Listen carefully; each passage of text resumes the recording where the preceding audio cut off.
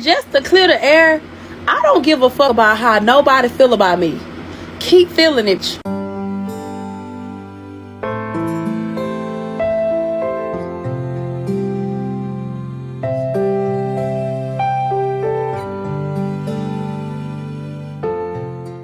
Who has the worst singing voice? Who takes the most selfies? Who is the lawbreaker? The sun had barely risen over Dallas, Texas on October 25, 2023, when a passerby made a discovery that would haunt them forever.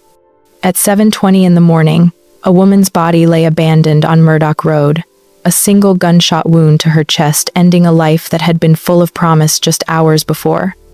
The victim was 38-year-old Dishaye Stevenson, a thriving businesswoman, devoted mother, and loyal wife. The killer? The very man she had just picked up from prison, the man she had loved unconditionally, her husband, Michael Smith. What makes this tragedy even more devastating is that Dishaye saw it coming. Days before her death, she confided in her sister Jasmine with words that would echo with chilling accuracy. "I feel like I'm going to die." But love, loyalty, and hope blinded her to the danger lurking in her own home. This is the story of how a woman's greatest strength, her unwavering devotion, became her ultimate downfall. It's your money. Yeah. I'm in the South. Yeah. Come and file your taxes with me so I can make you smile. Yeah. It's about that time. Yeah. I'm on the grind. Yeah. Tell my clients to get their money right on time. Yeah. Unlimited.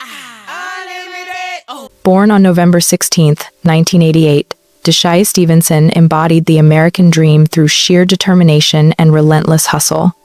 In Dallas, a city known for its business prowess and entrepreneurial spirit, she carved out her own empire from nothing. Her company, Shea Money Purses and More LLC, wasn't just a business, it was a statement of independence. From fashion accessories to beauty products, Dishaye's ventures showcased her keen eye for opportunity and her refusal to depend on anyone for her success. Social media knew her as Money-Making Dishaye and Shea Money, names that reflected both her ambition and her achievements. By 2022, she had secured a permanent location for her boutique, a milestone that represented years of sacrifice and smart business decisions. But Dishaye's success extended beyond retail. She operated a lucrative tax preparation service, helping clients navigate financial complexities while building her own wealth. Her work ethic was legendary among those who knew her, juggling multiple income streams while maintaining an active presence online, inspiring other women to pursue financial independence. Yet behind every dollar earned was a deeper motivation. Dishaye was raising her 17-year-old daughter Maya as a single provider, showing her through actions, not just words, what it meant to be a strong, independent woman. When Maya turned 17, Dishaye gifted her a car, a symbol of the life she had fought to create. Beyond her daughter, Dishaye carried an even heavier responsibility. Her mother had suffered a debilitating stroke, leaving her partially paralyzed and entirely dependent on Dishaye's care. Balancing caregiving duties with business demands would have crushed most people, but Dishaye handled it with grace, never complaining, never showing the strain. To the outside world, she had it all figured out. But beneath this facade of success, a dangerous storm was brewing, and it centered around the man she loved most. Michael Smith entered Dishaye's life as a quiet, easygoing partner who seemed to complement her vibrant energy perfectly. They dated for years, building what appeared to be a solid foundation for marriage. But their relationship faced its greatest test when Michael was incarcerated. While many partners would have walked away, Dishaye doubled down on her commitment. She visited him regularly, wrote letters faithfully, and maintained an emotional lifeline that kept their bond intact despite the physical separation. In her mind, true love meant standing by your partner through the worst circumstances. May 2021 marked a new beginning when Michael walked out of prison and into Dishaye's carefully planned celebration. She had arranged everything to make him feel valued and welcomed, demonstrating once again her capacity for unconditional love. Within days of his release, they married in an intimate ceremony that symbolized their fresh start together. Dishaye broadcast her devotion publicly, making it clear on social media that she was a one-man woman, completely committed to making their marriage work. However, Michael's transition from incarceration to freedom proved far more difficult than either had anticipated. While Dishaye continued to thrive, expanding her businesses and growing her reputation, Michael struggled to find his footing in a world that had moved on without him. The contrast between them became increasingly stark. She was the breadwinner, the decision-maker, the public face of their household. He was unemployed, dependent, and increasingly resentful. Dishaye seemed unbothered by their financial arrangement, even celebrating it online.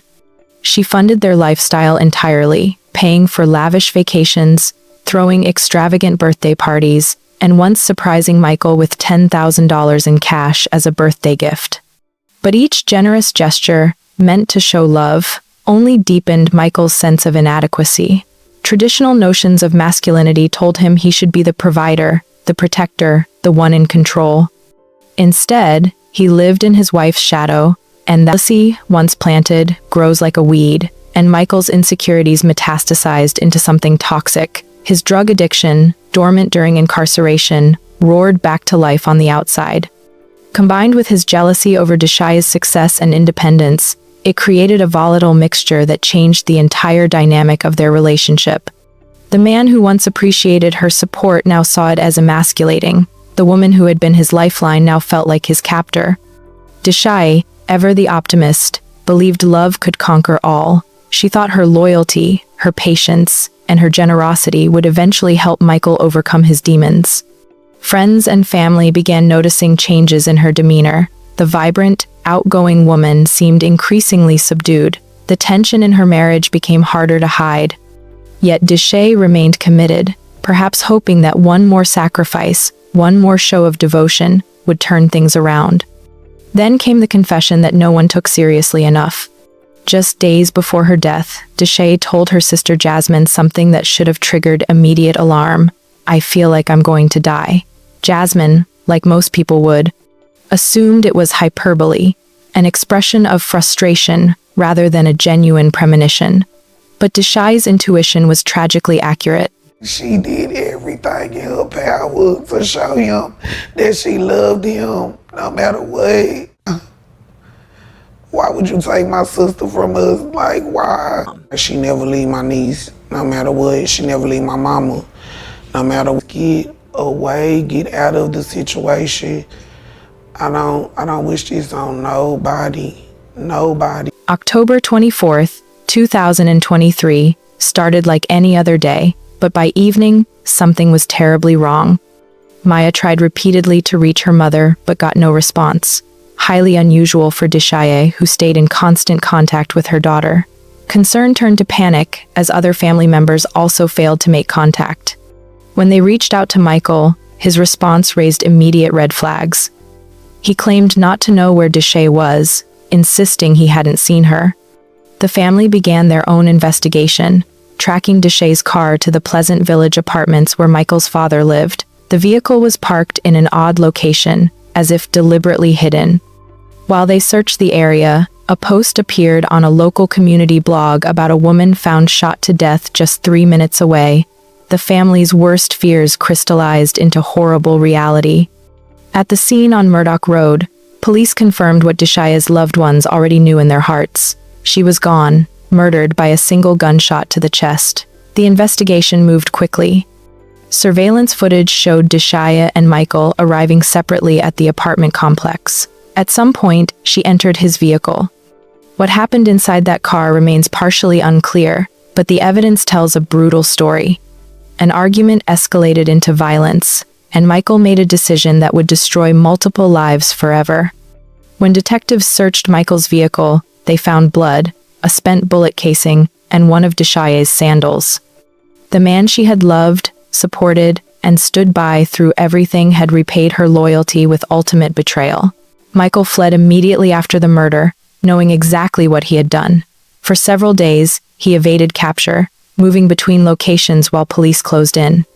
They found multiple firearms at his residence, evidence of his violent capabilities. Eventually, authorities tracked him to a barbershop where they apprehended him without incident. His explanation only added insult to injury.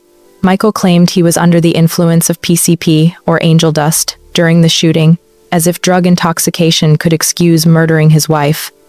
While PCP does cause hallucinations and erratic behavior, it doesn't plant murderous intent in someone's heart. The drugs may have lowered his inhibitions, but the jealousy, resentment, and rage existed long before he got high. Michael Smith now sits in Dallas County Jail on a $1 million bond, facing murder charges that will likely keep him behind bars for the rest of his life. Meanwhile, Dishaye's family struggles to comprehend their loss. Her daughter Maya faces a future without her mother's guidance and love. Her sister Jasmine is haunted by those final words, "I feel like I'm going to die." Her mother, already paralyzed by stroke, has lost the daughter who cared for her so devotedly. Dishaye Stevenson's murder illuminates a painful truth about domestic violence. It often hides behind closed doors, even in seemingly successful households. Her story challenges us to recognize warning signs: jealousy that morphs into control, insecurity that breeds resentment, and isolation that separates victims from their support systems. Society's expectations about gender roles, particularly around financial success, can create dangerous pressure points in relationships. When men tie their self-worth to being providers and feel that identity threatened, some respond with support and adaptation. Others, like Michael, respond with violence. Dishaye did everything right by conventional standards. She was successful, generous, and loyal. She stood by her partner through incarceration and struggled to help him reintegrate into society. Yet none of that protected her from becoming another statistic in the epidemic of intimate partner violence. Her story is not one of personal failure, but of a system that fails to protect women from the men who claim to love them. As her family seeks justice through Michael's trial, they carry the weight of unanswered questions. Could Dishaye have been saved if someone had taken her premonition seriously? Were there intervention points that everyone missed? What more could have been done? These questions matter because Dishaye Stevenson was more than a victim. She was a mother, daughter, sister, entrepreneur, and friend whose life had immeasurable value. Her death demands that we do better at recognizing, addressing, and preventing domestic violence before it escalates to murder. Because the next woman who says, "I feel like I'm going to die," deserves to be wrong.